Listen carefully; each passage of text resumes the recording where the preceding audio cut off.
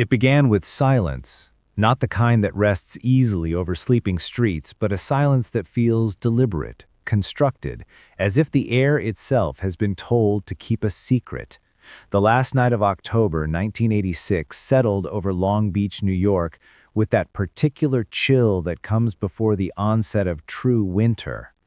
Along the narrow residential lanes near the Atlantic, porch lights flickered against the coastal wind. Most of the city's noise came from beyond the yeshiva walls, the sound of Halloween revelry, of children shouting through masks and paper ghosts fluttering on strings.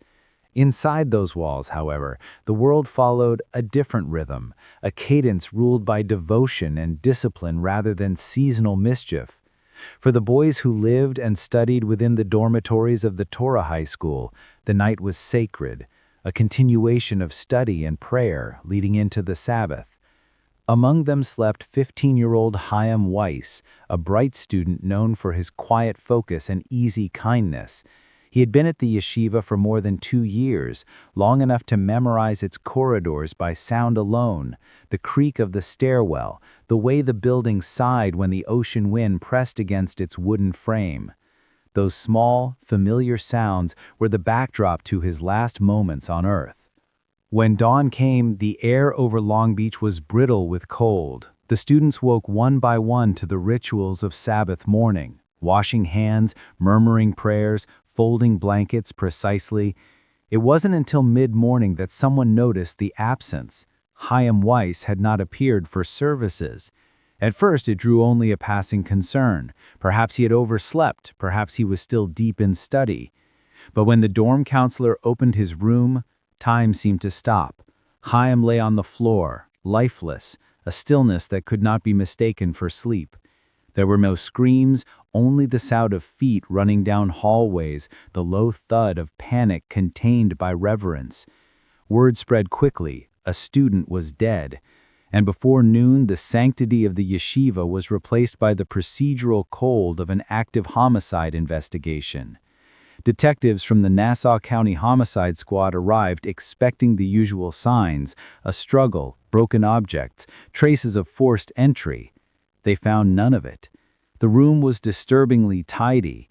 The bed, half-made, still bore the indentation of the boy who had once occupied it. The window was closed. There was no evidence of a break-in. Chaim's injuries told their own story, a brutal assault carried out while he slept, the kind of violence that required both strength and intent. The weapon, described only as heavy and possibly bladed, had vanished completely. There were no fingerprints out of place, no footprints, no fibers that led anywhere. The murderer had entered, killed, and left as though the act itself had been erased by design. Outside, the autumn wind moved across the yeshiva grounds, scattering dead leaves like fragments of the unanswered question already forming in every mind. Who could have done this? The first assumption was that the killer had come from beyond the dormitory, an intruder, perhaps someone driven by hatred of the Orthodox community. But the evidence, or rather the absence of it, told a different story. Whoever had killed Chaim Weiss knew the building intimately. They had known which door would creak, which corridor light burned dim, and perhaps even which hours the hall monitors slept. The detectives understood early that this was not the work of a stranger. It was something far worse, a betrayal from within. The yeshiva became both a crime scene and a fortress. Police interviewed every student and member of staff, recording the same variations of confusion, sorrow, and fear. No one had seen or heard anything. No one had noticed movement in the halls during the night.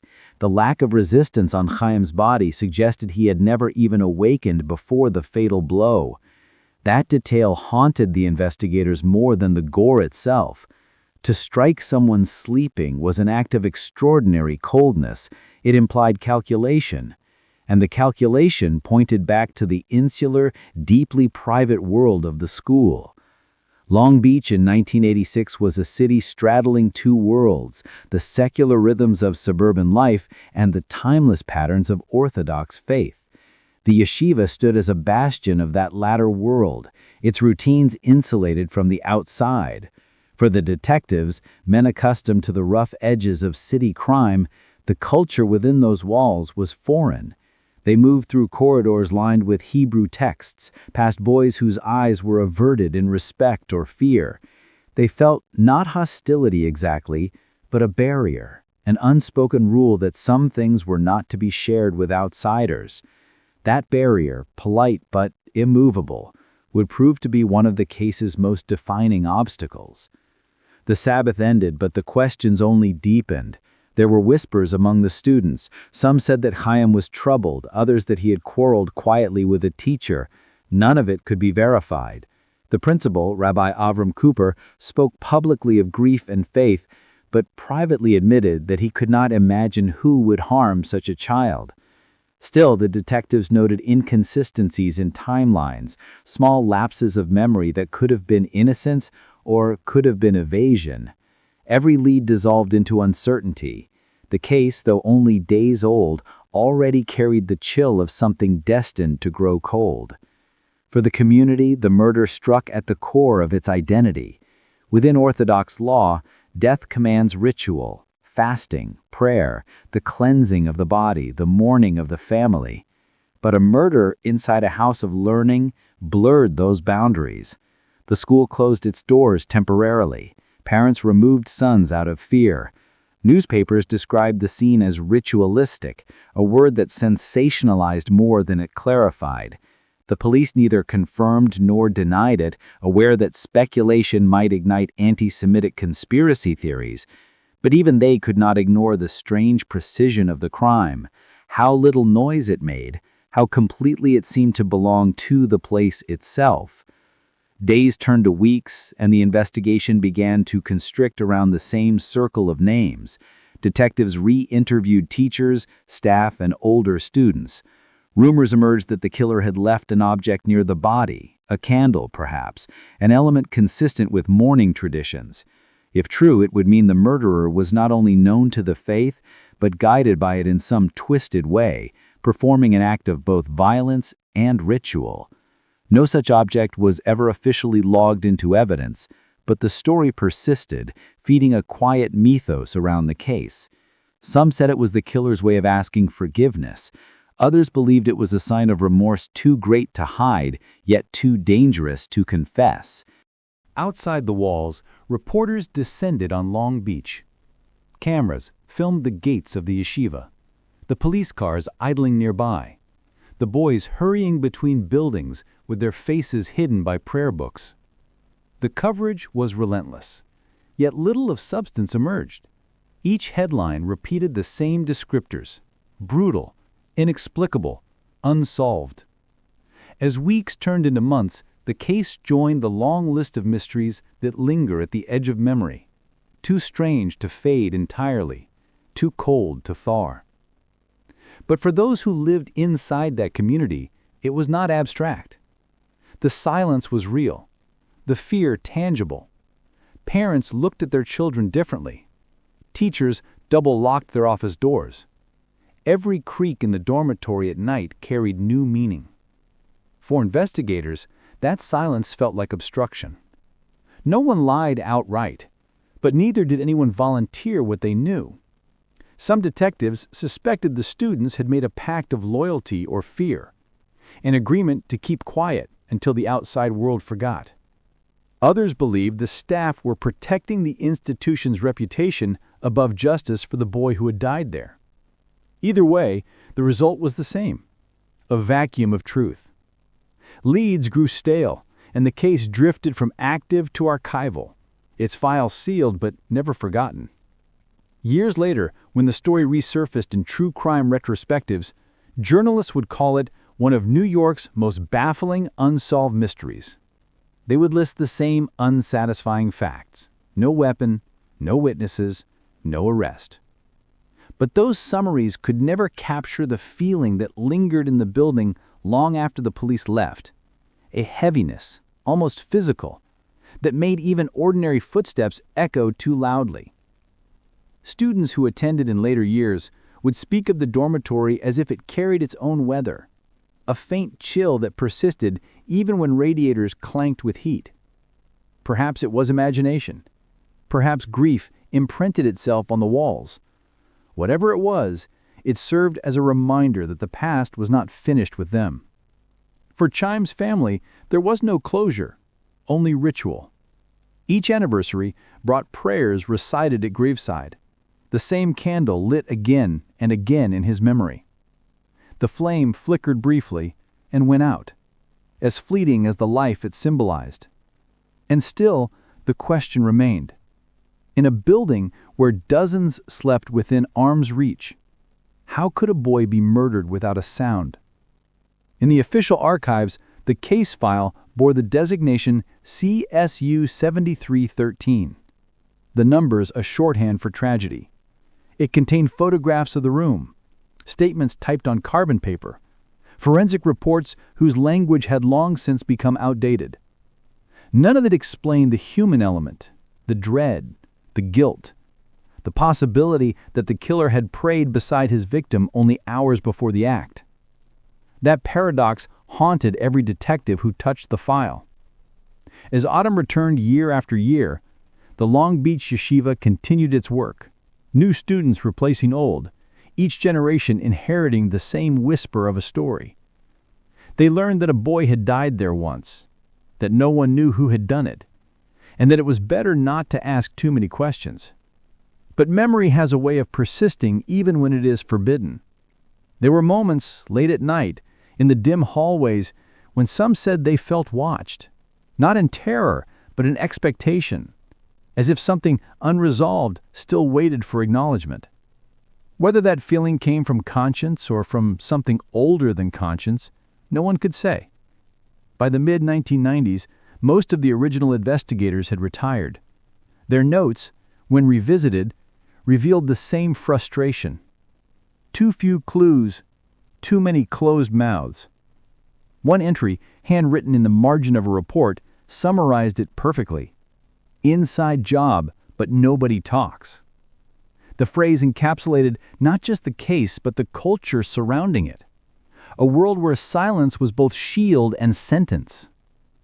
The weight of that silence turned the story of Chaim Weiss from a single act of violence into a decades-long meditation on what a community will endure to protect its own image. The murder scene, the quiet dormitory on that cold night in 1986, became a point of stillness in time, a moment that refused to move forward. Every retelling begins there. The soft hiss of the wind against the dormitory window, the faint hum of fluorescent lights in the hallway, the ticking of a wristwatch on the bedside table. Somewhere between those sounds, a life ended, and with it began a mystery that has resisted every attempt at resolution.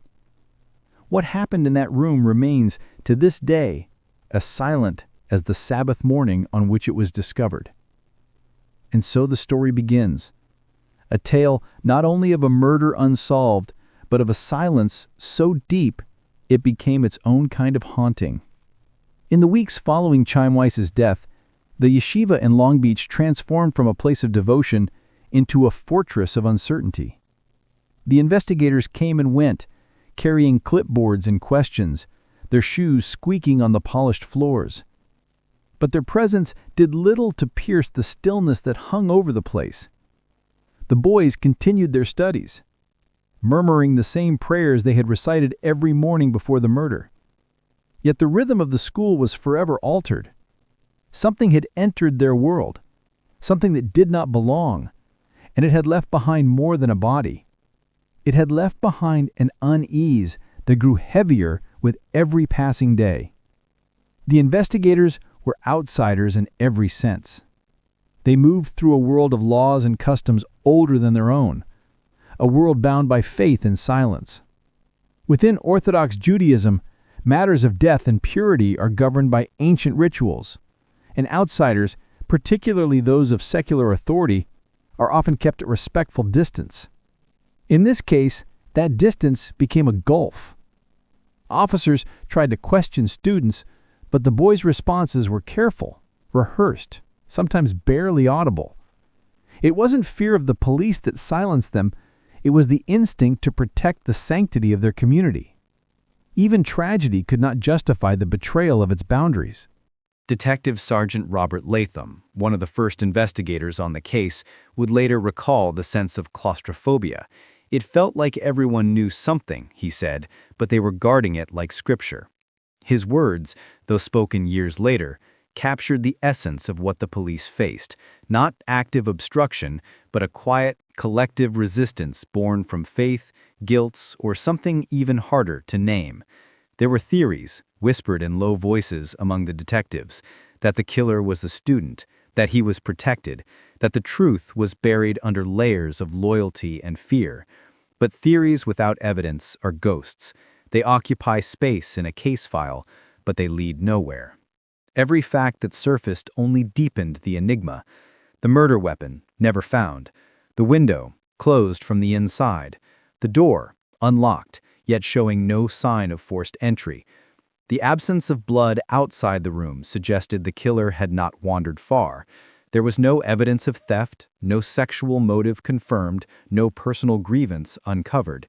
It was, by every measurable standard, a clean killing, almost ritualistic in precision. The word ritualistic appeared again and again in reports and articles, though it was never officially endorsed by the police. It was too suggestive, too heavy with implications. Yet the word lingered because it fit in a way nothing else did. The act seemed deliberate not only in violence, but in meaning. Within the yeshiva, the shock began to mutate into superstition. Students whispered that the spirit of the murdered boy still walked the halls. They claimed to hear footsteps at night, to feel a coldness near his old room, even when the radiators burned hot. These murmurs, dismissed by teachers as childish imagination, were part of something deeper, the attempt of a cloistered community to make sense of an impossible event. In a world governed by divine order, a murder without justice was a rupture in the very fabric of belief. To acknowledge that one of their own might be responsible was to admit that evil could live among the righteous. Better, perhaps, to attribute the unease to a restless soul than to a living sinner. Meanwhile, detectives worked through every known connection in Chaim's short life. They spoke with his parents in Staten Island, who described a son devoted to study, gentle, curious, and devout. They spoke with teachers who called him promising, but sometimes withdrawn. They reviewed his correspondence, his class records, even his notes from Torah lessons, searching for any sign of distress. Nothing indicated fear or conflict. No threats, no arguments, no disciplinary issues. Chaim Weiss, it seemed, had lived an entirely ordinary life, right up until the moment it ended in extraordinary violence. Without a suspect, the police turned to profiling. The killer, they believed, was likely male, familiar with the building, and strong enough to deliver multiple fatal blows with precision.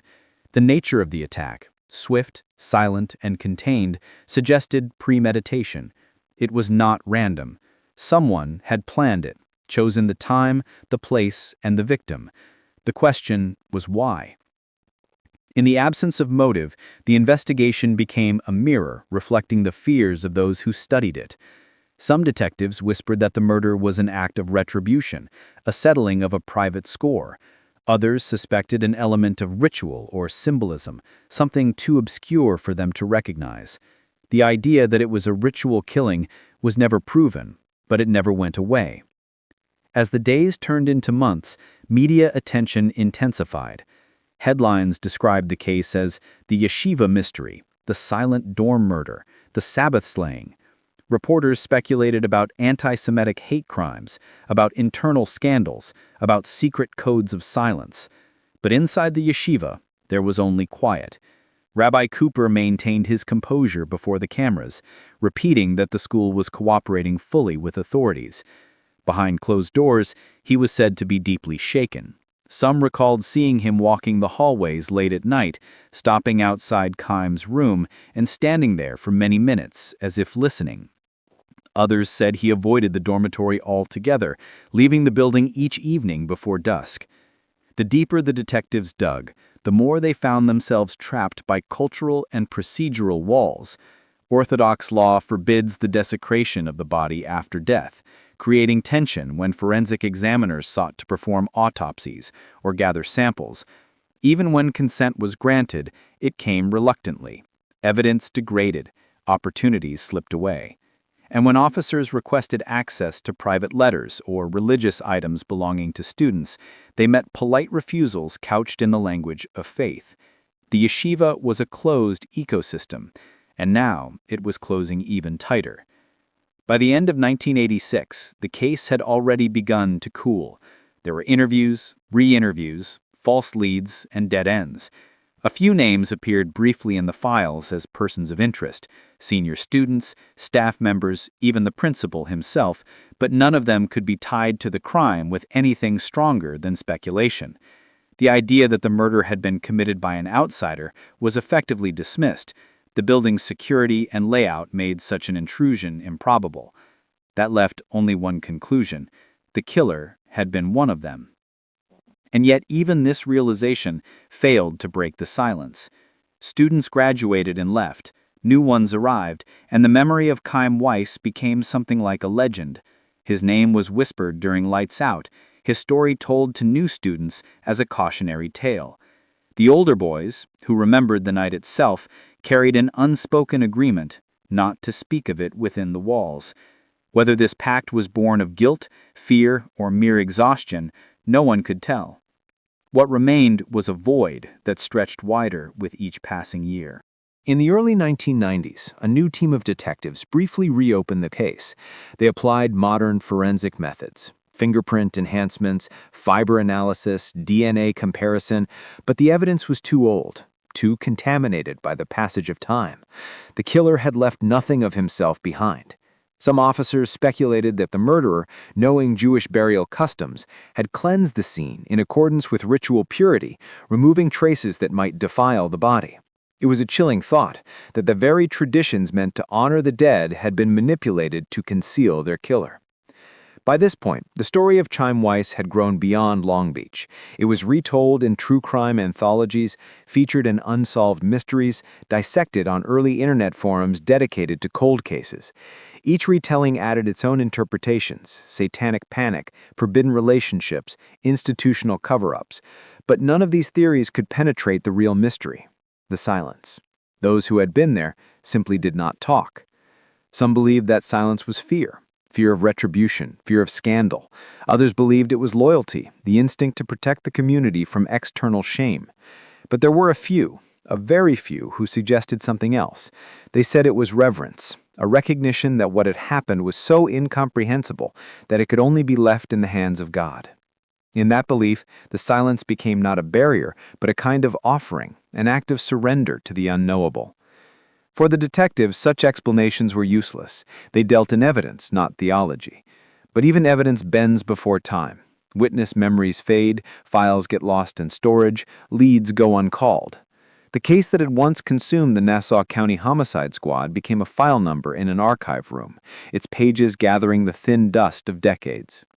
Still, in certain circles, the name Chaim Weiss carried a strange weight. Within Long Beach's Orthodox community, his murder was rarely spoken aloud but always remembered, like a verse omitted from a prayer but implied by its rhythm. The yeshiva itself continued to operate, though whispers persisted that the dormitory was never quite the same. The boys who lived there after the murder said the nights felt heavier, the silence deeper, as if the building itself retained memory. A few even claimed to wake suddenly at 2:45 a.m., the hour investigators later estimated Chaim had died, with the sense that someone had just walked past their door.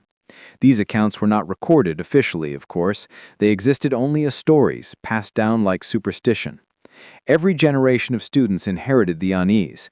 It was in the way they spoke of that particular room, Room 101, and the way the light always seemed dimmer near its doorway. Some said it was the faulty wiring, others that the fixtures had been replaced years ago and yet still flickered. To the practical mind, these were coincidences, but for those who believed in the weight of unspoken things, it was evidence of something unresolved, something that refused to rest. Outside those walls, life went on. The world changed, technology advanced, new crimes drew attention, new tragedies replaced old ones in the headlines. But in the heart of Long Beach, one question endured like an unending prayer: who killed Chaim Weiss? The answer, if it exists, lies buried beneath years of silence, wrapped in the layers of faith and fear that define the community where it happened. And though the detectives who once walked those halls are gone, their notes remain, a map of dead ends leading always back to the same locked door. Sometimes, when former students reunite later, they speak of the night in quiet tones. They remember the sound of the sea outside, the way the wind pressed against the windows, and the chill that never quite left the room. None of them say they saw anything. None of them claim to know. But in their pauses, in the careful way they change the subject, is the faint suggestion of memory, not clear enough to name, but strong enough to last a lifetime. It is in that silence that the case of Chaim Weiss endures, a riddle written not in evidence, but in omission. The detectives would leave, the cameras would move on, but the walls of the yeshiva would remember. They always do. By the early months of 1987, the murder of Chaim Weiss had already begun its slow descent into the realm of the unsolved. The file grew thicker with paperwork, but thinner in promise. Detectives came and went, each leaving behind the same conclusion. The killer had been someone close, someone known, someone who understood how to move like a shadow in a world of ritual and silence. But as months turned into years, the living memory of that night began to blur, leaving behind only patterns, details that seemed to hint at meaning but never revealed it entirely. In the cold language of forensics, the crime was simple. A 15-year-old boy struck fatally while asleep, no sign of forced entry, no weapon, no witness. In the language of those who lived within the yeshiva, however, it became something more abstract, an act of darkness that defied explanation, a stain that neither prayer nor time could wash away. Detective Latham, long after he'd retired, would describe his frustration in an interview for a local paper. "You can tell when a murder has a pattern," he said. "You can feel it in your bones. But this one, the pattern was missing. Or maybe it was there, but it was made to be invisible." That invisibility was the killer's genius. Every element of the scene suggested intention: the absence of noise, the precise targeting of a single room, the selection of a victim who, by all accounts, had no enemies. Whoever did it knew how to strike in a way that left no ripple. It was a murder executed not with rage, but with control. The detectives spent months trying to decode that control. They built psychological profiles, consulted behavioral experts, and even reached out to scholars familiar with Orthodox traditions to understand what the small, unexplained details might mean. One rumor that surfaced, and would persist for decades, was that a memorial candle, a yard site candle, had been left burning near Chaim's body. The police never officially confirmed this, but multiple secondary accounts referenced it. If true, it changed everything. In Jewish tradition, a candle is lit to honor the soul of the deceased, to guide it in the afterlife. To place one near a body is not the act of a stranger. It is the act of someone seeking forgiveness or offering respect. To investigators, it suggested that the killer might not have been driven purely by hatred, but by something more complex: guilt, remorse, or religious compulsion. That single detail became the nucleus of countless theories. Some detectives believed the murder was motivated by twisted theology, a belief that Chaim had violated a sacred rule or dishonored the institution in some way. Others speculated that it was an act of protection, a desperate attempt to silence a secret too dangerous to expose. Within the Orthodox community, the theories were quieter, but no less haunting. Some whispered that the boy had been chosen not at random, but as a vessel for punishment or redemption. In the absence of truth, imagination filled the void. As time passed, the investigation's focus shifted from the material to the psychological. The killer, police reasoned, must have been intelligent and methodical, someone who could suppress emotion even in the act of killing. The fact that Chaim's body showed no signs of struggle implied either trust or incapacitation. It was possible he had known his attacker, had perhaps let him into the room willingly. The weapon, heavy and bladed, was likely taken from within the building itself, suggesting premeditation. And the lack of any theft or sexual motive pointed to something personal, something rooted in emotion or ideology rather than impulse. But psychology could only take them so far. What investigators could not quantify was the weight of silence that cloaked the yeshiva. Every interview felt rehearsed, as though someone had issued a quiet directive about what could be and could not be said. The detectives, frustrated but cautious, found themselves walking a tightrope between cultural respect and suspicion. To press too hard was to risk alienating the very people who might hold the key to the truth. To tread too softly was to let the killer disappear forever. Meanwhile, outside the yeshiva's walls, the case had taken on its own life. The local newspapers kept the story alive with periodic updates. Still no arrest in yeshiva murder, Long Beach police stymied by silence. Each article ended with the same plea. Anyone with information was urged to contact Nassau County Homicide. But calls were rare, and none of them led anywhere useful. Gradually, public interest began to fade. The world had moved on to other stories, other tragedies. Inside the police department, the file sat on a metal shelf, its edges worn from handling. Officers who had worked the scene would occasionally revisit it, flipping through pages that now smelled faintly of dust and time. They would trace the photographs with their eyes, the neat bed, the unbroken window, the young boy's lifeless face, and feel that same inexplicable wrongness they had felt years earlier. Something about the crime defied logic, as if it had been designed to exist in a space just beyond understanding. By the mid-1990s, cold case analysts began to treat it as a study in paradox. The victim was blameless, the community devout, the motive non-existent, the violence absolute. It was as though the universe had inverted itself for one brief night, allowing something inexplicable to enter and then sealing it away again before morning. Some investigators, hardened men who would normally scoff at talk of fate or evil, admitted privately that the case felt cursed. Leads evaporated, witnesses relocated or refused to speak. Even the weather on anniversaries of the crime seemed unnaturally bleak, as if the sky itself refused to let the case rest.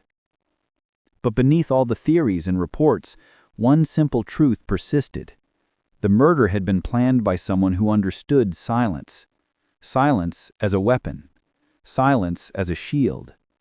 The killer had chosen his setting wisely. A world where privacy was sacred, where secrets were not shared with outsiders. He killed within a structure that would instinctively protect itself from exposure. In that sense, the perfect crime was not defined by the absence of evidence, but by the presence of a system that refused to see. Over time, the yeshiva's corridors were repainted, its floors replaced, its population renewed, but certain traces never left. Those who lived there years after the murder would sometimes describe a faint metallic scent in the air near the old dormitory wing, a smell that no amount of cleaning ever fully erased. The staff dismissed it as aging pipes or the salt air from the Atlantic, but to the students, it was something else, a memory embedded in the walls. Late at night, they would feel a chill pass through the hallways, a sudden shift in temperature as if someone had opened an invisible door. No one mentioned ghosts aloud. Superstition had no place in the logic of faith. But the feeling was real enough to make even the most devout glance over their shoulder when the lights flickered. Detectives, too, felt the weight of something unseen. When they revisited the yeshiva in the 2000s, now older men with grayer hair and sharper skepticism, they noticed how little had changed. The same narrow hallways, the same faint echo of prayers drifting through the air. It was as if the building itself resisted time. One of them, standing at the doorway to Chaim's old room, said quietly to another, "It's like the place is holding its breath." The local police chaplain, brought in for counsel years later, offered a different interpretation. "Some places remember," he said. "Some souls don't forget." His words were meant as comfort, but they echoed the undercurrent of every unsolved case, the suggestion that memory, once created, never fully dies. Perhaps it lingers in the air, in the walls, in the conscience of those who remain. By the early 2000s, the murder of Chaim Weiss had found a second life through the internet. True crime forums dissected every fragment of evidence, every rumor, every inconsistency. Amateur sleuths debated theories in long threads. Was the murder sexual, ritualistic, revenge, a cover-up? Some pointed fingers at the faculty, others at fellow students. A few went further, weaving elaborate conspiracies involving religious symbolism and forbidden acts. But none of them, for all their scrutiny, could solve what the police could not. The facts remained immutable. 15 years old, bludgeoned to death, no witnesses, no arrests. As the story spread globally, so too did its mythology. Podcasts and documentaries revived the case for new audiences, describing it as the Yeshiva Enigma, or the Sabbath of Silence. Listeners across the world found themselves haunted, not by the violence, but by the quiet that followed it. There was something deeply unsettling about a murder that left behind not chaos, but calm, not noise, but absence. The horror lay not in what was done, but in what was never spoken of again. Even now, decades later, the name Chaim Weiss evokes a peculiar kind of stillness. In Long Beach, his grave lies in a small cemetery, marked simply, modestly, like so many others. Visitors who pass by often pause without knowing why. The air seems to change there, lighter somehow, yet charged with unspent energy. Whether that is the product of imagination, faith, or something older than both, no one can say. The investigation, though cold, is not dead. Files have been reopened more than once. Detectives from new generations have combed through the evidence, hoping that advances in DNA technology might yield a match. So far, nothing has emerged. The weapon remains missing, the suspect unnamed, the motive unknown. Each attempt to resurrect the case feels like waking a sleeping city, brief, hopeful, and ultimately futile. Still, the story refuses to end. The unsolved murder of Chaim Weiss has become something larger than itself, a meditation on silence, on secrecy, on the way truth decays, not through lies, but through time. Somewhere in the world, the person who took his life may still walk free, aging alongside the memory of what they did. Perhaps they hear the story on the radio or see a headline online and feel the faint pulse of recognition. Perhaps they look at the photo of the boy they once knew and wonder how much longer their secret can remain buried. For the rest of us, the pattern of the unseen endures, a reminder that not every mystery is meant to be solved, and not every silence is empty. Some silences hold the shape of the truth, waiting for someone brave enough to listen. In the years that followed the murder, the yeshiva stood like a fortress of memory, its walls absorbing the whispers that never ceased. The world outside forgot in fits and starts, but inside those corridors, time folded in on itself. New students arrived each term, young boys who had heard rumors but knew little else. Teachers aged quietly, their faces bearing the tension of something unspoken. And through it all, the name Chaim Weiss lingered like a prayer half-uttered, its meaning fading with each repetition. The administrators tried to move on, but silence has gravity. It pulls everything toward it. And soon even the daily rituals of prayer and study seemed conducted under its weight. Among those who carried the burden most heavily was Rabbi Avram Cooper, the school's principal, and the man who had once stood before the press promising justice and faith in the system. Time had not been kind to him. Photographs from the early days showed a man of vigor and certainty, his eyes sharp, his beard neat. A decade later, those eyes had dulled, the lines around his mouth deepened. Those who knew him well said that something in him had dimmed after 1986. He continued his duties, guiding new generations of students, but his speeches grew shorter, more cautious, as if every word risked reopening an old wound. To the police, Cooper remained a figure of interest, not because of direct evidence, but because of proximity and demeanor. He had been among the first on the scene, had known Chaim personally, and had seemed, in the detective's eyes, too composed in the days that followed. They interviewed him multiple times, pressing for inconsistencies, hoping for cracks, but the rabbi's answers were steady, his tone respectful, his expressions of sorrow perfectly measured. He spoke of faith, of tragedy, of the inscrutable will of God. Never anger, never fear. That calmness was either genuine piety or extraordinary control. The detectives could never decide which one. Over time, suspicion became a kind of fog that settled over everyone within reach. In small communities, especially those bound by shared belief, rumor has the potency of revelation. Parents whispered that perhaps the killer had been a student, a boy who had since graduated, changed his name, disappeared into secular life. Others muttered darker theories, ones that dared not be spoken aloud within earshot of the faithful, that someone in authority, perhaps even within the staff, had crossed a line and silenced the witness. No one named names directly, but the glances lingered too long, and conversations trailed into silence whenever certain figures entered the room. The police, still clutching at shadows, followed each thread until it unraveled in their hands. One detective recalled visiting the yeshiva years after the murder to re-interview staff. He found the atmosphere polite but defensive. When he asked about the events of 1986, conversations turned formal, almost rehearsed, as though the past had become a script that no one dared to edit.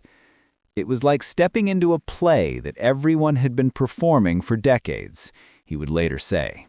Every line was memorized, every emotion carefully placed. For Rabbi Cooper, the scrutiny never truly ended. Though he was never accused of wrongdoing, the association itself was enough to erode trust. The parents of new students sometimes requested meetings with him, politely probing his version of history before enrolling their sons. He would answer as best he could, but their faces betrayed the same unspoken question: what really happened in that room? Over time, he grew weary of explaining. Weary of carrying the collective guilt of an institution that could not cleanse itself. He aged rapidly, his once confident posture bending under invisible weight. Some said he stopped walking past the dormitory altogether, taking the long way around the building even when it added minutes to his route. Those who worked closely with him noticed changes in his habits. He began arriving earlier, long before dawn, sitting in his office with the lights dimmed. He spoke to few people during those hours, his face turned toward the window that overlooked the courtyard. When asked what he was looking for, he would smile faintly and say, "The morning." But others believed he was waiting for something, or someone, that never came. Inside the yeshiva, the murder cast a psychological shadow that shaped everything. The students who were there at the time grew into men, carrying fragments of the story into their adult lives. Some spoke of feeling watched during their teenage years, of hearing soft footsteps after curfew, of doors that opened just wide enough to show darkness. One former student, decades later, described waking one night to the sensation of a presence standing beside his bed. He did not see a face, only the outline of a boy in the faint light from the hallway, motionless, silent. When he sat up, the figure was gone. He told no one, not even his parents. At the yeshiva, silence was contagious. For the rabbis who remained, faith demanded explanation, yet logic offered none. They prayed for Chaim's soul, year after year, lighting candles in his name. Some said those candles always burned longer than they should have, their flames steady even in drafts. To them it was a sign, a quiet acknowledgement from the beyond that the boy's soul was still restless. Whether superstition or symbol, the rituals persisted. Meanwhile, the outside world had moved on. Long Beach itself changed. Old storefronts replaced by coffee shops, the boardwalk rebuilt after storms, faces turning over with the seasons. But for those tied to the yeshiva, time was circular. Each autumn carried a familiar dread. each anniversary an invisible hand that tightened around the heart. Reporters would occasionally return, eager to reignite public interest. They always left with the same quotes. "We're still hopeful. The investigation remains open. No comment." The same lines spoken by new voices over old wounds. In private, the detectives who had once worked the case met occasionally for coffee, older now, bound by the memory of the one they could not solve. They talked about other murders, ones they had closed, and then, inevitably, circled back to Chaim Weiss. "We were so sure it was someone from the inside. But proving it was impossible," one would say. Another would nod, eyes fixed on his cup. "They close ranks, always have. That place eats secrets." Their words carried no bitterness, only fatigue, the kind of weariness that comes from chasing a shadow through a locked door. Back at the yeshiva, generations of students passed through without incident. The dormitories were renovated, new furniture installed, walls repainted in lighter tones. But no renovation could erase the weight of memory. Even after all physical traces were gone, the story lingered. Late at night, when lights flickered in the corridor, some students would joke nervously about Chaim's ghost. The laughter that followed was always a little too forced, the silence that came after too long. For Rabbi Cooper, those jokes were not funny. To him, they were reminders that the wound had never healed. He had spent decades trying to balance the sacred duty of preserving faith with the human duty of confronting truth. But the two were not always compatible. Some evenings, as the last light faded from the windows, he would sit in his office and open the drawer where he kept a single object, a folded newspaper clipping from November 1986, its edges yellowed and soft. He would unfold it, read it in silence, then folded it back in the drawer, as if reciting a ritual of his own. The detectives, too, had their rituals. Each year, on the anniversary of the murder, a small group of them gathered at the cemetery in Staten Island where Chaim was buried. They stood in silence, heads bowed, coats drawn tight against the cold. Sometimes a family member would attend, sometimes not. The prayers were brief, the words few. One of them once said, "We're not praying for peace, we're praying for movement." But movement never came. And so, as the decades unrolled, the circle of shadows widened. What began as a single act of violence had become a network of silence, stretching across generations. It was no longer about who had wielded the weapon, but about who had allowed the truth to vanish. The yeshiva, once a sanctuary of learning, had become a vessel for the unspoken.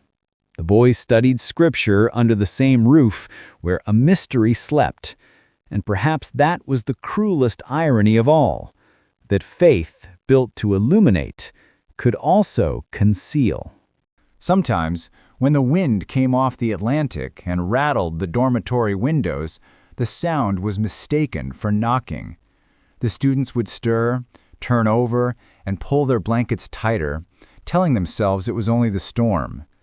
But for those who had been there long enough, who had walked those halls and seen the lights flicker just before dawn, the sound meant something else entirely. It was the echo of the question that refused to die, the question whispered across 4 decades of sleepless nights. Who killed Chaim Weiss? The answer remained locked in the hearts of those who had lived through it, buried beneath vows, fear, and perhaps even compassion. The silence, once protection, had become a prison. And within that prison, every man carried his own key, but dared not use it. Time is supposed to soften memory, to grind sharp edges into smoother shapes. But some memories resist erosion, clinging to their original outline as if carved from something unyielding. The murder of Chaim Weiss was one of them. In the decades after that cold November morning in 1986, life at the Long Beach Yeshiva moved forward, but not freely. Every step forward carried the drag of something unfinished, like a shadow tethered to the heels of everyone who passed through its corridors. The city changed, generations of students came and went, and yet the dormitory, the quiet, ordinary building where the violence took place, remained suspended in time, an archive of silence pretending to be a place of learning. The detectives who first worked the case had long since retired, their reports yellowed and stored in metal cabinets that few remembered to open. When the murder made its occasional return to headlines, usually on anniversaries or in retrospectives about Long Island's most baffling crimes, it felt less like news and more like the resurfacing of a ghost. The public, hungry for narrative closure, found none. The headlines were frozen in a kind of tragic repetition. Still no answers in Yeshiva murder. Police renew appeal for information. Silence endures. The language of defeat had become routine. By the late 1990s, a new generation of officers inherited the case. They were young, unburdened by the history of failure, and convinced that technology could succeed where instinct had failed. DNA profiling was revolutionizing criminal investigations, and cold cases everywhere were being thawed by science. Boxes were reopened, swabs retested, and evidence once dismissed as irrelevant was reconsidered. But when the team revisited the Weiss file, optimism met its first obstacle. There was almost nothing to work with. The crime scene had been too clean, the protocols of the 1980s too limited. No viable DNA had survived. No blood traces remained. No fibers carried a story. What they found instead were documents filled with procedural frustration, handwritten notes by detectives who had tried to pry truth from silence. Still, they tried. Photographs were digitized, maps recreated, interviews retyped. The team met with surviving members of the original yeshiva staff. Now older, some retired, some relocated. They were cordial, even cooperative, but their memories had dimmed. When asked about that night, their answers blurred into generalities. It was a terrible tragedy. We didn't sleep for weeks. Such things don't happen in places like that. But when pressed for details, times, names, suspicions, their recollections dissolved. Age can do that, but sometimes forgetting is an act of mercy or of self-preservation. The cold case unit also reached out to Chaim's family. His parents were older now, their lives marked by quiet endurance. They spoke softly about their son, how he had been curious, devout, and kind, how he had wanted to become a rabbi himself one day. His mother still lit a candle for him every year on the anniversary of his death. The flame, she said, made the room feel less empty. She did not speak of justice anymore, only peace. If someone out there still remembers, she said to one officer, then he's not gone. The officer, hardened by experience, found himself unable to respond. In the early 2000s, the digital age gave the case a strange new afterlife. True crime websites and early online forums began cataloging unsolved murders, and the story of Chaim Weiss found a quiet resurgence among amateur investigators. They dissected every known fact: the closed door, the missing weapon, the candle rumor, the total absence of motive. Some users claimed to have attended the yeshiva, others professed inside knowledge. The threads would go in circles, always returning to the same conclusions as the police had decades earlier. The killer had to be someone inside, and someone inside knew. The threads would go dormant for months, then flare to life again when an anniversary or new theory appeared. Each generation of readers discovered the same haunting void. By 2010, podcasts and video documentaries began reviving the story for broader audiences. The format suited it perfectly: narrative, atmospheric, unresolved. The case had all the ingredients of a haunting: a sacred setting, an innocent victim, and a silence too deep to explain. Listeners across the world heard the story and felt that chill of frustration, the sense of something fundamentally wrong left untouched. Journalists described the case as the perfect storm of mystery and restraint, where every clue seemed to lead not outward but inward, to the heart of a community that refused to speak. But it was not only outsiders who remembered. Within the Orthodox world, the name Chaim Weiss remained a quiet scar. In synagogues across Long Island and Brooklyn, the story would surface in hushed tones, often beginning with the same phrase, "Do you remember that boy?" The details varied with each retelling. Some said he was found on his bed, others on the floor. Some insisted a candle burned beside him, others said it was a myth. But the core truth never changed. A boy had been murdered in a place of holiness, and no one had been held accountable. The yeshiva itself continued to operate, its reputation untouched in public, but marked by invisible fractures within. Those who had been there in 1986 rarely spoke of it, even among themselves. A few of the older rabbis still refused to enter the old dormitory wing, claiming it brought them bad mazal, bad luck. One staff member confided to a journalist years later that on certain winter nights, when the wind came from the ocean, he could hear faint knocking in the empty hall, as though someone were rapping gently on a door that no longer existed. He smiled when he said it, but his eyes betrayed no humor. Outside, the world had moved into the era of endless information. The murder, preserved online, found listeners in places far beyond New York, Canada, the UK, South Africa, Israel, Australia. People who had never heard of Long Beach could now recite the timeline as if they'd lived it. But for all the new attention, nothing changed. The Nassau County Police still had no suspect, no motive, no closure. In 2016, a small team attempted another reinvestigation. Advances in forensic technology had made it possible to extract genetic profiles from previously useless evidence. Hopes rose briefly, but the tests returned inconclusive. The case once again sank into quiet. What remained were questions that had aged into legend. Was it an act of rage, a religious transgression, a crime of silence designed to protect someone else? Chaim's classmates, those who were 15 or 16 at the time of his death, were now middle-aged men scattered across the world. Some had remained within the faith, others had left it entirely. When journalists tracked them down, they reacted with the same mixture of discomfort and resignation. "I don't remember much. We were told not to talk to outsiders." Another paused for a long moment before adding, "Everyone was afraid, not of the killer, of breaking something sacred." That sentiment, the fear of breaking something sacred, had been the invisible engine of the entire tragedy. It explained the silence, the lack of witnesses, and the enduring wall between truth and confession. It wasn't just a community protecting itself, it was faith colliding with the fragility of human conscience. To speak might have meant betrayal. To remain silent meant complicity. Either way, innocence was impossible.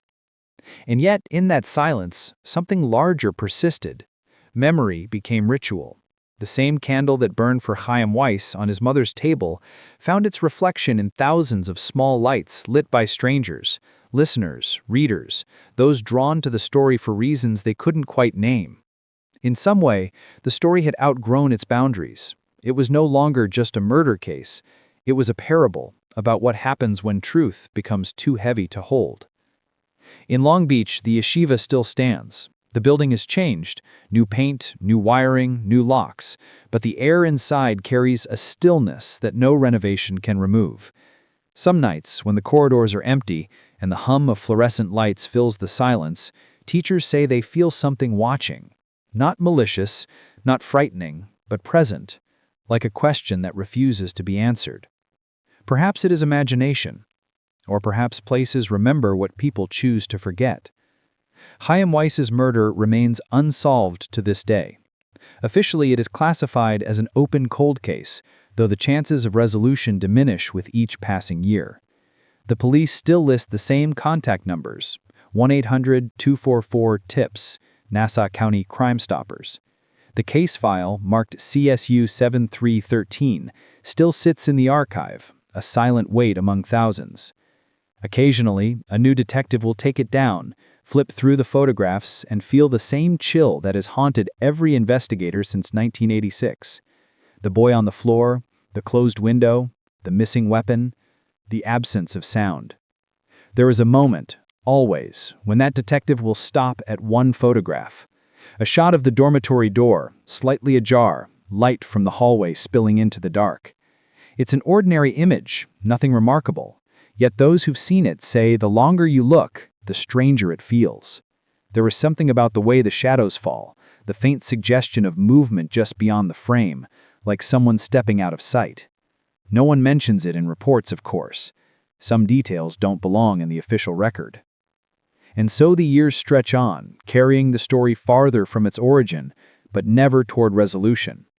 Each retelling changes the texture slightly, but the silence at its core remains the same.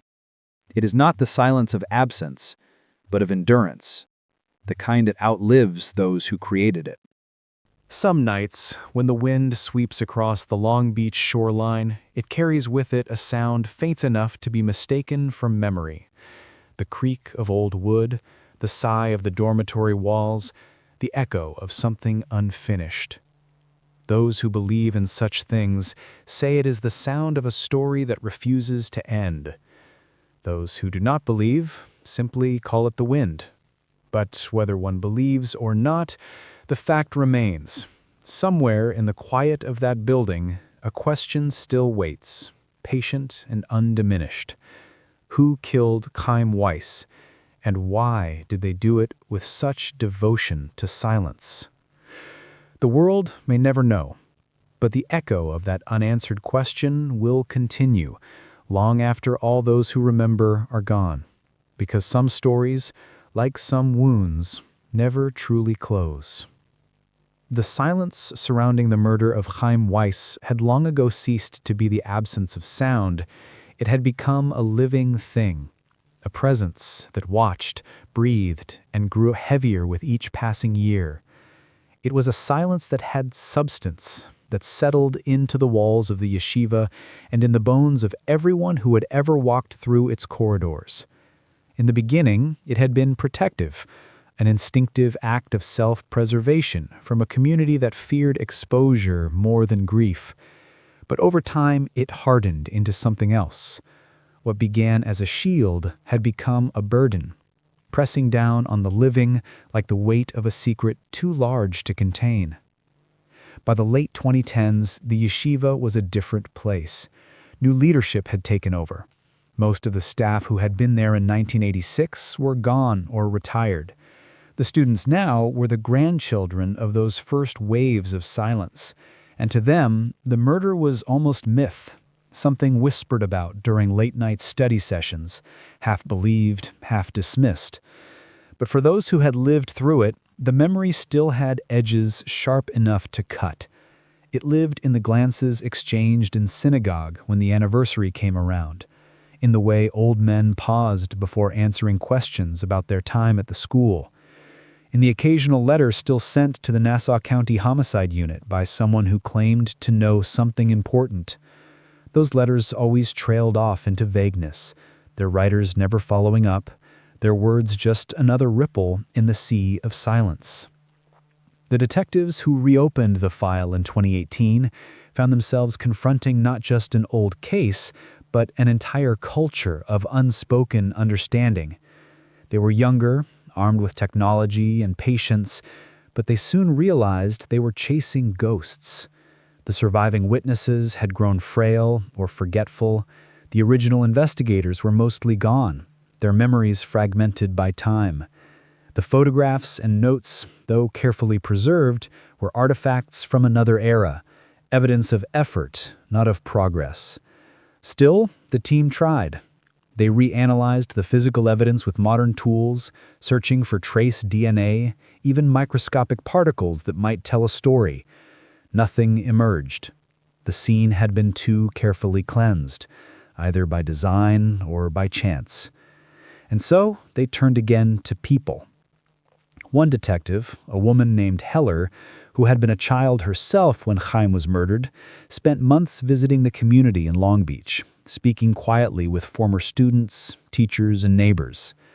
She described the experience later as walking through a city of whispers. Everyone remembered, but no one wanted to remember aloud. Some spoke in riddles. It wasn't meant to happen. He saw something he shouldn't have. They took care of it. When pressed to explain, the same pattern emerged. Eyes averted, voices lowered, stories cut short by the familiar refrain, "I can't say more." Heller wrote in her field notes that she felt the silence like a fog, thick and resistant, seeping into every conversation.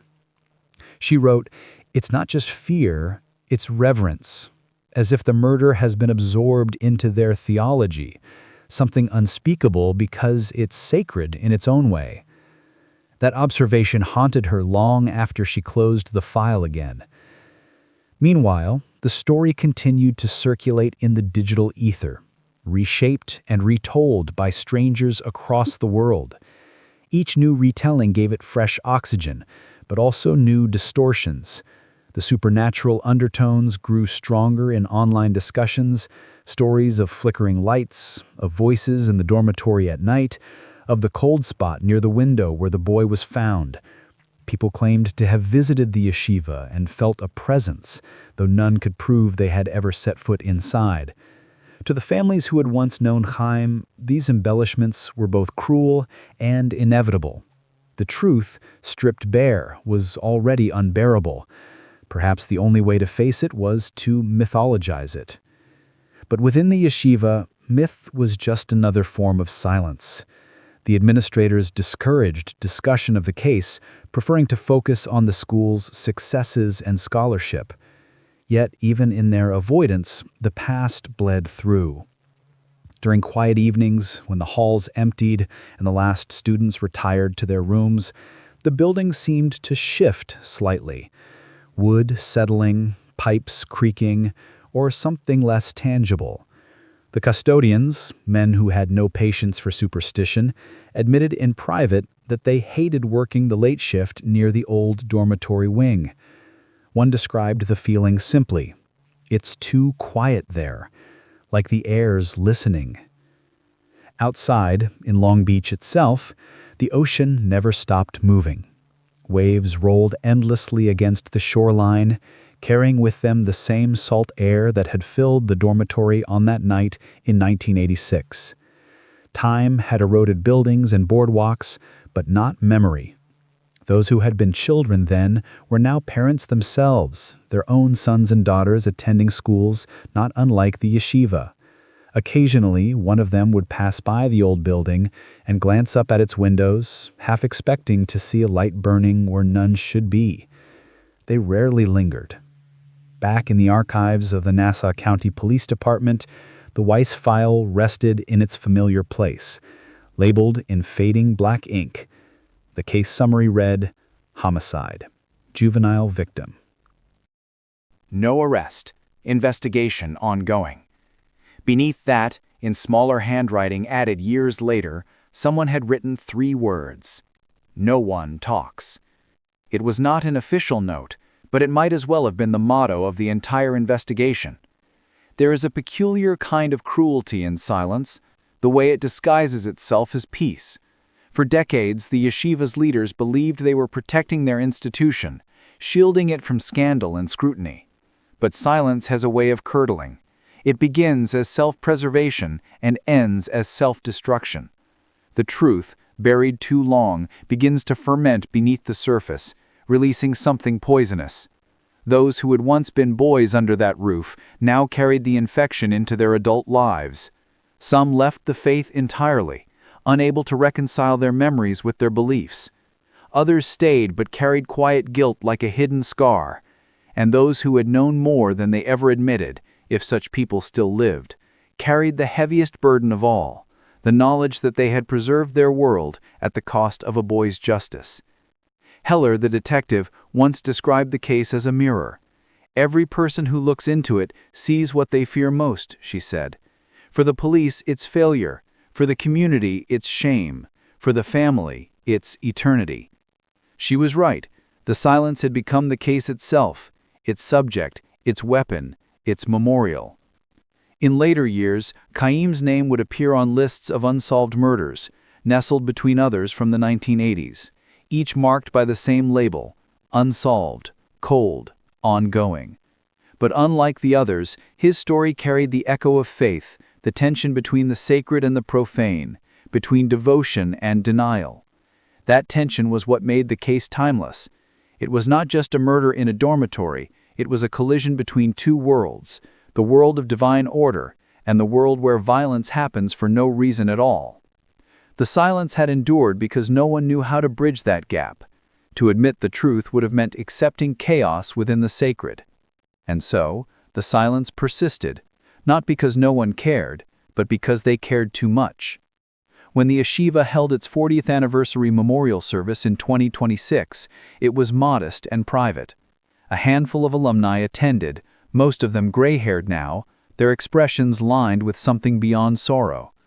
Rabbi Cooper had passed away years earlier, his name spoken only in soft tones. The school's new headmaster offered brief words about remembrance and faith, and a candle was lit at the front of the hall. Its flame burned steadily, unmoving even in the draft. Some said the air grew colder as it burned, but perhaps that was just the imagination of men who had lived too long with ghosts. In that quiet hall, surrounded by generations who had come and gone, it was clear that the silence had outlasted them all. It had become their inheritance, passed down from one decade to the next like a relic too dangerous to discard. And yet in that same silence there was something almost tender, a recognition that memory, even when incomplete, still binds the living to the dead. The weight of silence, it turned out, was not only a punishment, it was also a vow that even if the world never knew what truly happened on that cold Halloween night in 1986, those who remembered would keep vigil. They would carry the story, unspoken but enduring, until the last voice that knew it was gone. And perhaps in the end, that is what justice looks like when truth is unreachable. Not the punishment of the guilty, but the persistence of remembrance, the kind that refuses to fade even when surrounded by darkness.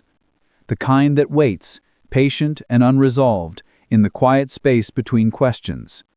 Because silence once born does not die easily. It waits, it endures.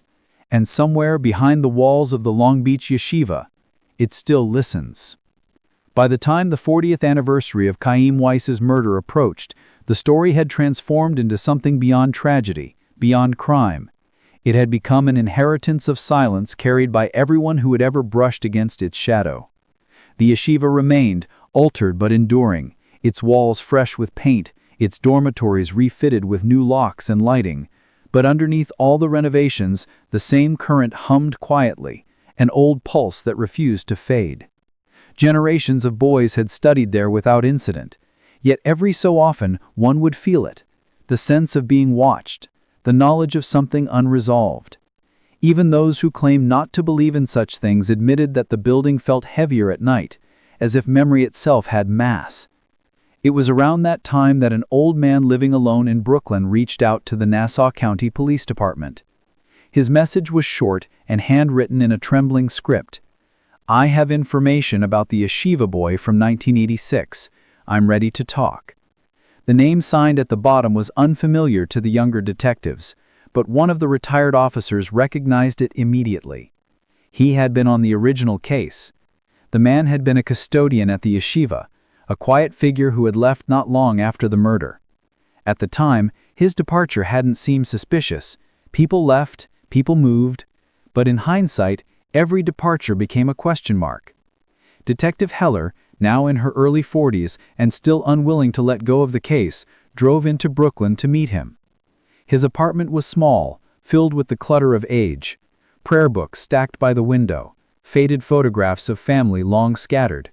He was frail, his breath short, his eyes cloudy with time, yet his mind when he spoke was sharp. "I won't name names," he said softly, "but I can tell you this. Everyone who was there that night knows more than they said." He paused to sip from a glass of water, the ice long melted. There was noise before the silence, he continued. A noise like wood scraping on tile, maybe a chair. Then nothing. Not a scream, not a cry. Just the wind from the ocean. He closed his eyes, his fingers tightening around the cup. We found him in the morning, he said. The rabbi told us to keep calm. He said don't speak until the police come, and when they do, speak only what you saw, but we hadn't seen anything. That was the truth. None of us had. Only what we felt. What did you feel? Heller asked. He hesitated, searching for the word. Presence, he said finally, like someone else was still in the room, but not alive. Heller had heard similar phrases before, half-confessions wrapped in mysticism, but there was something different in his tone. It wasn't superstition he was describing, it was guilt. She asked him why he was coming forward now.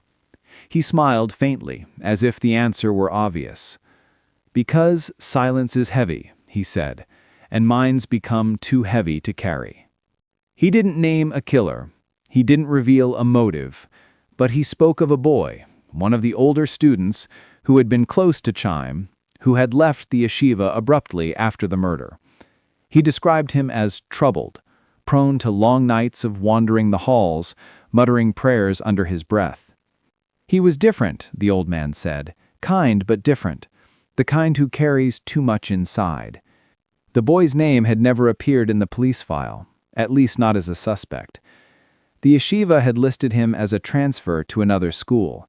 No one had thought to question it. When Heller checked the archives, she found the name, cross-referenced it, and discovered that the student had died years earlier in a car accident. The trail ended there.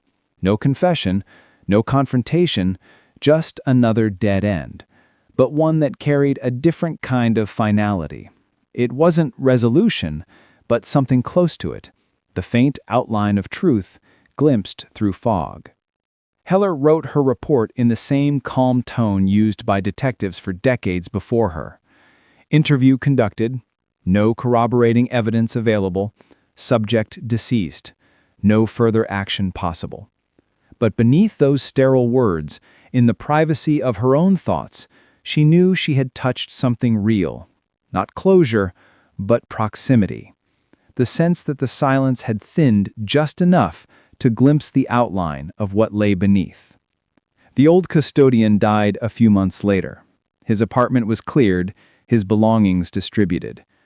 Among them, in a drawer beside his bed, officers found a small brass candle holder, tarnished with age.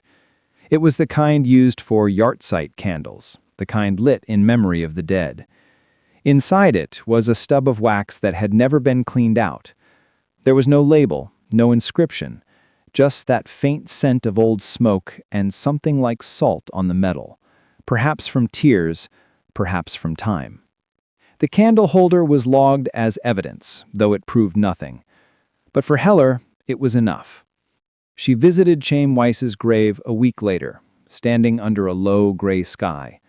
She placed a small stone on the headstone, a Jewish custom, a symbol that the dead are remembered, and whispered his name, not as a detective, not as an investigator, but as one more person who had carried his story too long. After that, she drove out to Long Beach. The yeshiva stood quiet as always, its facade unchanged, its windows reflecting the dull light of the sea. She parked across the street and watched for a while. Boys moved through the courtyard in dark coats, their voices low, their laughter brief. Life, continuing as it always had. The world turned, the tides shifted, and the silence endured. As dusk fell, the building lights flickered on one by one. For a brief second, one window on the second floor glowed brighter than the rest, the old dormitory wing. She knew the exact layout from the crime scene photos. That window belonged to Chaim Weiss's old room. She blinked, and the lights steadied, no different from any other. She told herself it was just reflection, a trick of timing. But the feeling that accompanied it, the same pressure in the chest, the same awareness of something unfinished, lingered long after the light faded. Inside the yeshiva, the routine of prayer and study continued. No one spoke of the murder anymore, not officially, but the story lived on in small ways, in the slight hesitation of teachers when they mentioned the year 1986, in the way certain rooms were used less often, in the instinct of students to lower their voices when talking about the past. They did not know they were part of a lineage of silence, that every word unsaid had been inherited like a family heirloom. The community had long stopped waiting for answers. They no longer expected justice, only peace. Yet even peace has its price. In protecting the sacred from scandal, they had given sanctuary to the unsolved. The truth, whatever it had become one more casualty, buried not by deceit, but by devotion. On the 40th anniversary, a small group gathered quietly at Chaim's grave.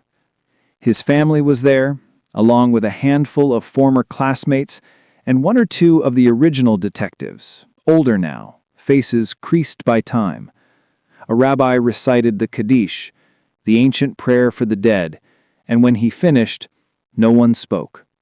The only sound was the wind moving through the cemetery trees, the faint rattle of leaves that refused to fall.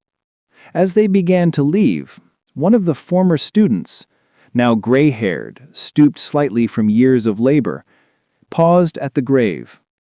He had never spoken publicly about that night, but as the others drifted away, he leaned closer and whispered something too soft for anyone else to hear. A single sentence. Then, he turned and walked off. No one knows what he said, but the witnesses there that day claimed that, as he walked away, the candle beside the grave flickered, though there was no wind strong enough to touch it. Perhaps it was coincidence. Perhaps not. What remains undeniable is that after 40 years, the story of Chaim Weiss still has no ending. It moves through time like a prayer unfinished, passed from one generation to the next, carried on the breath of those who refuse to forget. Every few years, a new detective will open the file, run a new test, make a new call. They will read the same reports, trace the same photographs, and wonder how so many could have known so little. They will drive to Long Beach, stand before the yeshiva's gates, and feel the same cold that has greeted every investigator since 1986, the cold of a place that remembers too much and says too little. And somewhere, within those walls, silence will answer them, in its own language. Not denial, not confession, just endurance. Because the truest legacy of the murder of Chaim Weiss is not the mystery of who killed him, but the vast, echoing space left by everything that was never said. That space is where the story lives now, in the unspoken, the unanswered, the unresolved. And though time may bury facts and fade memories, silence endures. It watches, it waits, it holds.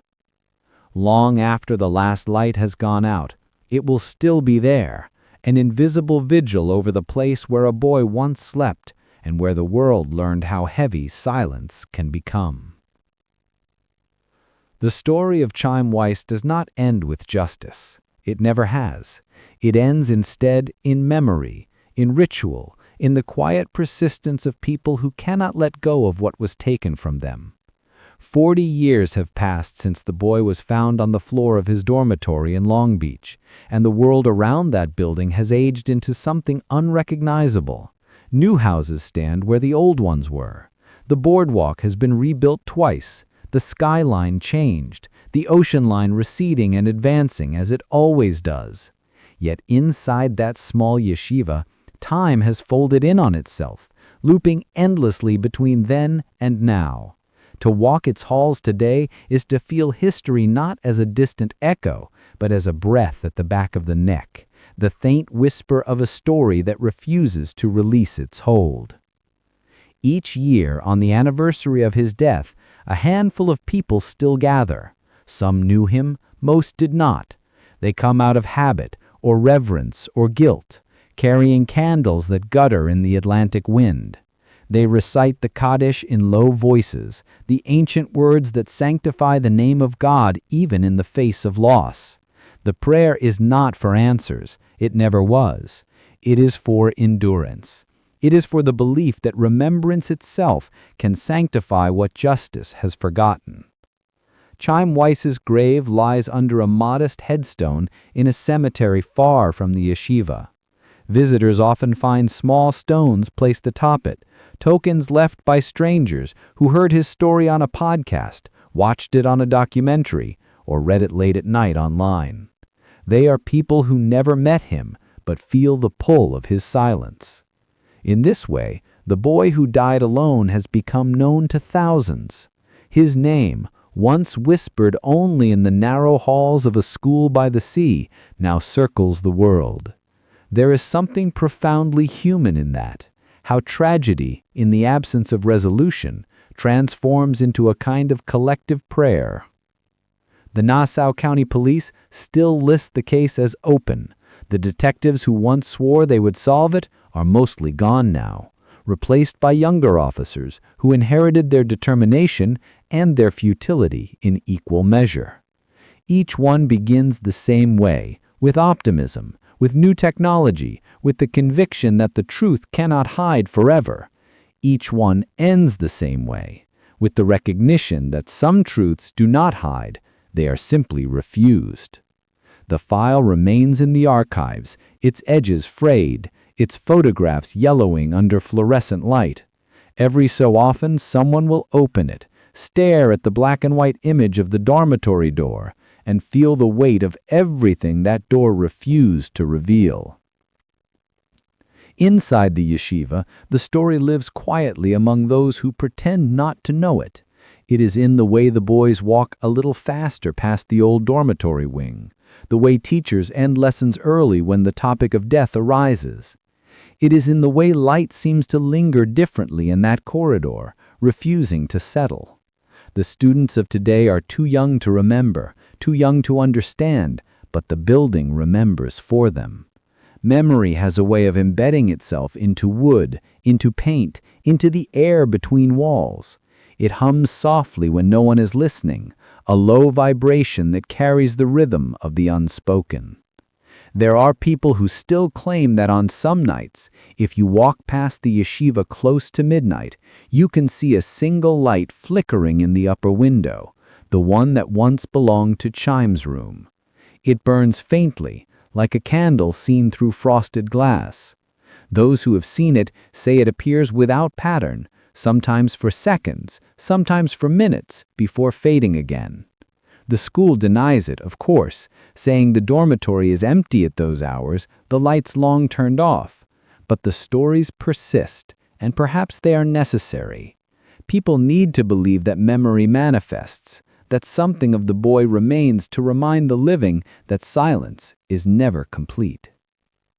The Internet, that great archive of human obsession, has ensured that the case will never vanish. Every detail, every rumor, every photograph circulates endlessly, preserved in digital amber. There are message boards where users debate theories as if the murder happened yesterday. There are videos that recreate the night in moody monochrome, voiceovers describing the cold wind, the missing weapon, the unbroken window. There are threads where people confess that they cannot sleep after hearing his story, where they write messages addressed to Chaim as though he might read them somewhere beyond the reach of the living. It is strange, perhaps, but also fitting. The case that was always about silence now lives in endless noise, a million voices trying to fill the void that one night created. But beneath all the speculation and retelling, the essence of the story remains simple. A boy went to sleep in a place he believed was safe. Someone entered his room. Someone ended his life. And then an entire community turned inward, closing ranks, choosing secrecy over speech, faith over confrontation. The decision may have been born of fear or love or both. It doesn't matter anymore. What matters is what was left behind, a silence so profound that it became eternal. Detective Heller, who had spent years chasing echoes of that silence, left the force not long after her final interview. She said later, in a rare public appearance, that she had come to understand something about unsolved cases. They're not just failures, she said. They're inheritances. Each generation inherits what the last couldn't face, and sometimes the only thing we can pass down is the act of remembering. Her words echoed through the small audience, landing with the weight of truth, because that is what the murder of Chaim Weiss had become, an inheritance of memory, the obligation to keep remembering when nothing else remained. There are other murders, other mysteries, each with their own darkness, but few are remembered with such quiet reverence. The story of Chaim Weiss endures because it exists at the intersection of faith and fragility, of human secrecy and divine mystery. It reminds us that evil does not always shout. Sometimes it whispers. Sometimes it prays. Sometimes it hides behind the very walls built to protect goodness. And when it does, it leaves behind not chaos, but stillness. The stillness is what draws people back again and again. The haunting absence, the space where truth should be. It is what makes the story feel alive, as though at any moment, if one listens closely enough, a final answer might emerge from the quiet. But it never does. Instead, the story hums like a psalm without an ending, its verses looping endlessly into the next, unfinished and eternal. If you walk the boardwalk of Long Beach late at night, the ocean behind you, the yeshiva ahead, you can almost hear it.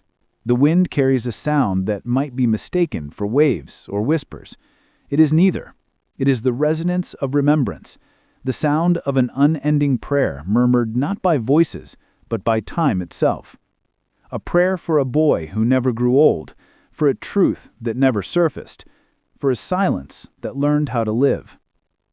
The locals will tell you the air feels different near the school, heavier somehow. They'll tell you it's nothing, just the weight of humidity from the sea. But those who know better, the ones who remember the headlines, the cold morning, the shocked faces, feel something else entirely. They feel the gravity of a story that still holds them, the pull of a name they cannot forget. Sometimes the most haunting thing is not what we hear, but what we never will. The unanswered question becomes its own form of prayer, repeated until it becomes holy through persistence. And so the name of Chaim Weiss continues to be spoken, not in outrage anymore, but in reverence.